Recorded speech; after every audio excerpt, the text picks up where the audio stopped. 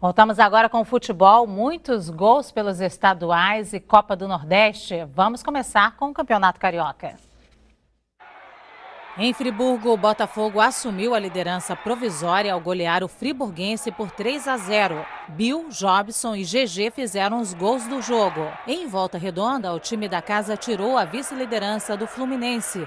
Hugo fez o primeiro do Voltaço. Jean empatou para o Flu e Adeilson fez o gol da vitória por 2-1.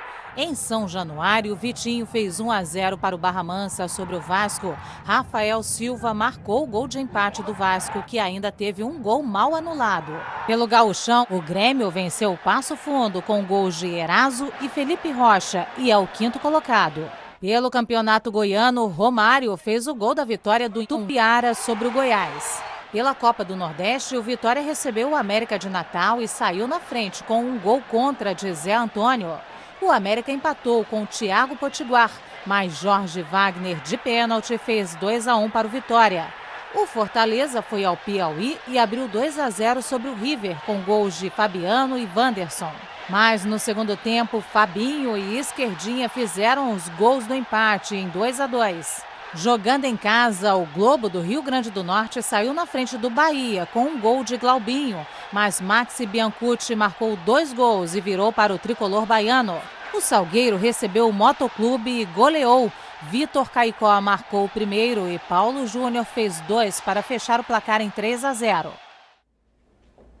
Pela Libertadores na Arena Corinthians, o Corinthians venceu o São Paulo por 2-0 com gols de Elias e Jadson. E o Atlético Mineiro foi a Santiago, no Chile, e perdeu para o Colo-Colo também por 2-0. Sérgio do Boccagi, boa tarde. A gente ainda não tem as imagens, mas temos o seu comentário que vale mais que 1000 imagens, nem tanto, Sérgio do Boccagi. Estou fazendo a propaganda, sua propaganda, Sérgio do Boccagi. Muito obrigado. Boccagi, o Corinthians ganhou dessa vez sem violência, né? Pois é, sem violência, ao menos isso, né? E foi o primeiro jogo entre essas duas equipes, mais de 300 vezes Corinthians e São Paulo já se enfrentaram e pela primeira vez valendo um jogo de Taça Libertadores. Foi na casa do Corinthians e para o Corinthians o resultado foi muito positivo, porque ele agora faz 2 jogos fora de casa. Então ele precisava sair com essa vantagem no jogo contra o São Paulo. Foi um jogo bem interessante que se você acompanhando a partida, veria que o Corinthians jogou com espírito de Libertadores, bem aguerrido, lutando por cada espaço do campo, com muita velocidade, enquanto o São Paulo entrou de uma forma lenta, cadenciada, como o Ganso, né, gosta de jogar. E como fica a situação do São Paulo agora? Não, na verdade, esse foi o primeiro jogo do Grupo 2, a primeira rodada ainda, e que há um certo equilíbrio, porque nesse grupo, que é considerado o Grupo da Morte,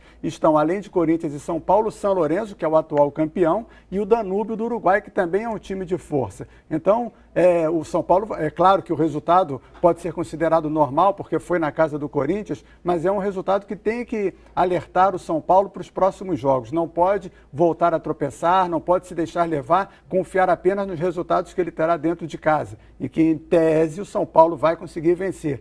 Mas como um dos jogos é um clássico paulista, contra o Corinthians, será no Morumbi, então qualquer resultado é previsível. Então, para o resultado, para o São Paulo, é perigoso. Para o Corinthians foi bem vantajoso. Vamos falar também um pouquinho do Atlético Mineiro, que perdeu para o Colo-Colo. Pois é, né? já o Atlético Mineiro é uma outra situação.